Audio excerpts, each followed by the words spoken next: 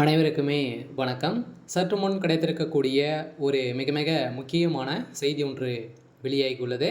சற்று முன் செந்தில் பாலாஜி வழக்கில் உச்சநீதிமன்றம் பரபரப்பு தீர்ப்பு.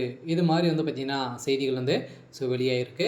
இப்போ பார்த்திங்கன்னா செந்தில் பாலாஜி அவர்கள் ஒரு மிகப்பெரிய ஒரு ஊழல்வாதியாக தமிழக மக்களுக்கு ஒரு தெரிஞ்ச ஒரு முக்கிய அமைச்சராக இருக்கார் இல்லையா? இந்த நிலையில் இப்போ டாஸ்மாக் உடைய நிறுவனத்தில் நடந்த ரைட்டின் அடிப்படையில் சதுரடியாக செந்தில் பாலாஜியுடைய ஒட்டுமொத்த கதையும் முடிந்திருக்கு.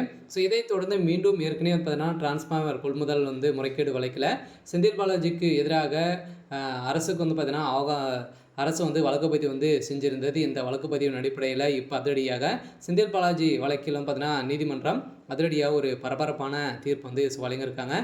இந்த தீர்ப்பின் அடிப்படையில் செந்தில் பாலாஜியுடைய கதை ஒட்டுமொத்தமாக முடிய போகுது தான் அப்படின்றத ஒரு தகவல் வழியாக இருக்குது. இதில் எக்கச்சக்கமான கோடிகளும் பார்த்தீங்கன்னா இவர் கொள்ளையடித்திருக்காங்க அப்படின்றத இப்போ நிரூபணமாயிருக்கு. இதை பற்றி இந்த வீடியோவில் நம்ம முழுமையாக பார்க்கலாம். அதுக்கு முன்னாடி நம்ம சேனலுக்கு இப்போ தான் நீங்கள் முதல் முறையாக வந்திருக்கீங்க அப்படின்னா மறக்காமல் நம்மளுடைய சேனலை சப்ஸ்கிரைப் பண்ணி சப்போர்ட் பண்ணுங்கள். வாங்க வீடியோக்குள்ளே போகலாம். பார்த்தீங்கன்னா செந்தில் பாலாஜி அவர்கள் நம்மளுக்கு தெரியும், மின்சாரத்துறை அமைச்சராகவும் இருந்திருந்தார். ஏற்கனவே பார்த்தீங்கன்னா மின்சாரத்துறை அமைச்சராகவும் அதே மாதிரி மதுவிலக்குத்துறை அமைச்சராகவும் இவர் இருந்திருந்தார். இந்த நிலையில் தமிழ்நாடு மின்சார வாரியத்திற்கு பார்த்தீங்கன்னா டிரான்ஸ்ஃபார்மர்கள் கொள்முதல் செய்ததில் 397 கோடி பார்த்தீங்கன்னா முறைகேடு நடந்ததாக முன்னாள் அமைச்சர் செந்தில் பாலாஜி உள்ளிட்டோருக்கு எதிராக தொடரப்பட்ட வழக்கில் தமிழக அரசுக்கு ஒரு வாரம் கால அவகாசம் வழங்கி சென்னை உயர்நீதிமன்றம் உத்தரவிட்டுள்ளது. இந்த உத்தரவின் அடிப்படையில் சென்னை உயர்நீதிமன்றத்தில் சரப்போர் இயக்கத்தின் சார்பில் பொதுநல வழக்கு ஒன்று தாக்கல் செய்யப்பட்டுள்ளது. அதில் 2021-23 ஆண்டு காலத்தில் தமிழ்நாடு மின்சார வாரியத்திற்கு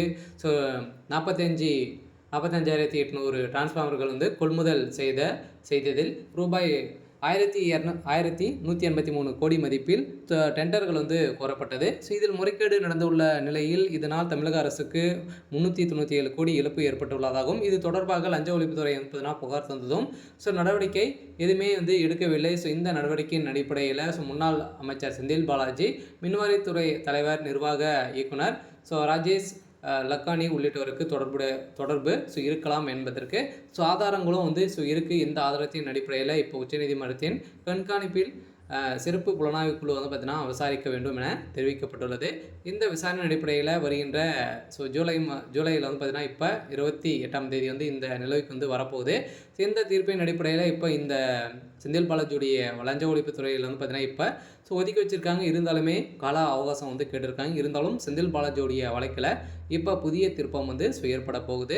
இருந்தாலுமே என்ன நடக்க போகுது அப்படின்றத வெயிட் பண்ணி பார்க்கலாம். இது மாதிரி செய்திகளை தெரிஞ்சுக்கணும் அப்படின்னா மறக்காமல்